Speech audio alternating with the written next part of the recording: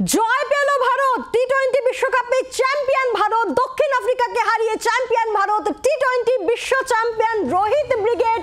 এই দিনটার জন্যই আমরা সবাই অপেক্ষা করছিলাম। অবশেষে খরা কাটলো, 17 বছরের খরা কাটলো ভারতের।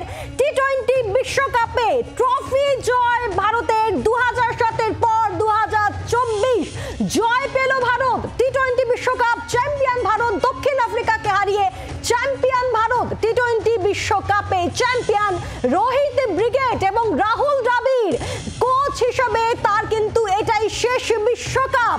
অর্থাৎ ক্রিকেটার হিসেবে যে আশা পূরণ হয়নি, অবশেষে কোচ হিসেবে সেই আশা, সেই স্বপ্ন পূরণ হলো রাহুল দ্রাবিড়ের। আমরা কথা বলবো, আমাদের সঙ্গে অর্কদীপ্ত মুখোপাধ্যায় রয়েছেন আমাদের সঙ্গে। অর্ক, একটা রুদ্ধশ্বাস ম্যাচ আমরা দেখছিলাম, মানে গায়ে কাঁটা দিচ্ছিল যখন একটার পর একটা আমরা দেখছিলাম যে আমাদের ক্রিকেটার আউট হচ্ছিল, কিংবা বোলিং এ যখন আমরা দেখছিলাম যে একের পর এক ছক্কা মারছিলেন দক্ষিণ আফ্রিকার ক্রিকেটাররা। অবশেষে সেই প্রত্যাশিত জয়। 7 রানে ভারত জিতে আজকে ইতিহাস গড়ল ভারত। দ্বিতীয়বার বিশ্বকাপ, টি-20 বিশ্বকাপ জিতলো ভারত। রুদ্ধশ্বাস জয়, কাঁটা দিচ্ছিল গায়ে, যেমনটা তুমি বলছিলে। অবশ্যই বলার ভাষা নেই। ম্যাচটা একসময় মনেই হয়েছিল ভারতের হাত থেকে বেরিয়ে গিয়েছে।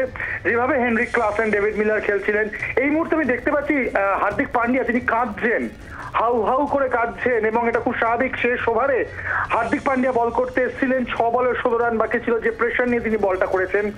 সূর্যকুমার যাদব লাস্ট ওভারে যে ক্যাচটা তিনি ধরেছেন ডেভিড মিলার হার্দিক পান্ডিয়ার বলে, সেটাই হয়তো ম্যাচের টার্নিং পয়েন্ট। তার আগে অব্দি মনে হচ্ছিল সাউথ আফ্রিকা ম্যাচটা নিয়ে বেরিয়ে যাবে।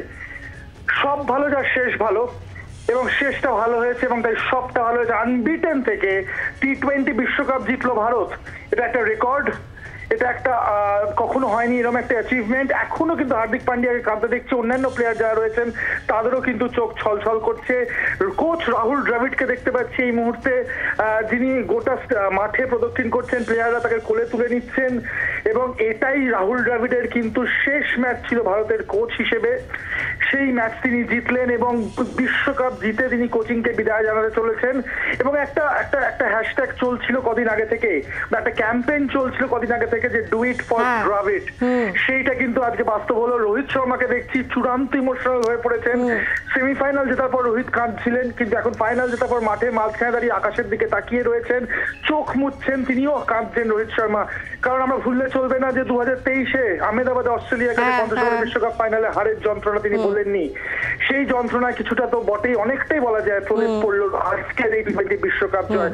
সব মিলিয়ে ভারত কিন্তু আবার বিশ্ব মাঝে নিজেদের পতাকা একদম উপরে তুলে ধরলো। এবং রোহিত, এবার কোহলিকে দেখছি, কোহলিও কাঁদছেন, চোখের জল রোহিত শর্মা থেকে, কোহলি থেকে, হার্দিক পান্ডিয়া সকলের।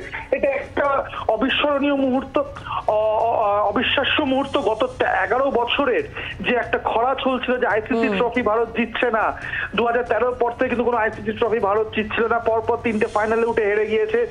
আজকে অবশ্যই সেই জিংস, সেই কাঁটা কিন্তু অতিক্রম করা গেল। ভারত কিন্তু জিতলো। আর্শদীপ সিং, জসপ্রীত বুমরা অসাধারণ বোলিং করেছেন। একজন 4 ওভারে 18 রান দিয়ে 2 উইকেট, একজন 4 ওভারে 20 রান দিয়ে 2 উইকেট। তবে আমি বলবো শেষ ওভারে হার্দিক পান্ডিয়ার বোলিং এবং সূর্যকুমারের যে ক্যাচটা, সেটা কিন্তু টার্নিং পয়েন্ট, সেটা ম্যাচে পার্থক্য করে দিয়ে গেল। এবং একই সঙ্গে ব্যাটিং এ কিন্তু বিরাট কোহলি গোটা টুর্নামেন্টে রান পাননি, ফাইনালে কিন্তু তিনি রাজার মতো খেলেছেন। ওস্তাদের মাঠ শেষ রাতে, সেটা যেন আজকে বিরাট কোহলি তিনি যখন ব্যাটিং করছিলেন সেটা দেখিয়ে দিলেন, তাই তো অর্ক?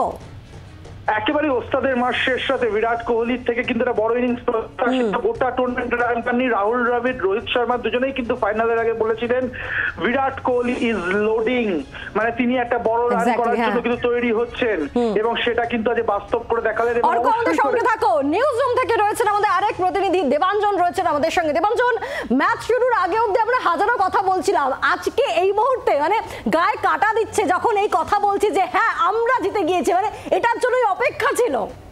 একদমই পায়েল, এটা ভারতীয় ক্রিকেটের বলা যেতে পারে one of the red letter day, অন্যতম লাল অক্ষরে এই দিনটাকে 83-র 25শে জুন, 2007 সালের 24শে সেপ্টেম্বর, 2011 সালের 2রা এপ্রিল, আর তারপর এই 2024 সালের এই 29শে জুন।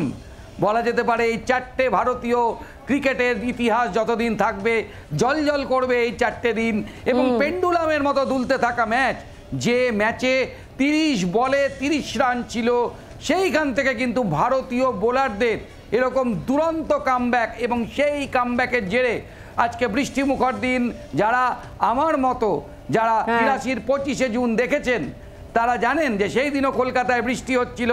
সেই বৃষ্টি এবং সেখানে কপিল দেবের সেই দুর্দান্ত ক্যাচ মদনলালের বলে, ঠিক আজ যেন সূর্যকুমারের সেই ক্যাচ মনে করিয়ে দিচ্ছিল সেই পুরনো দিনের কথা। বাংলার আওয়াজ, বাঙালির আবেগ, জি 24 ঘন্টা।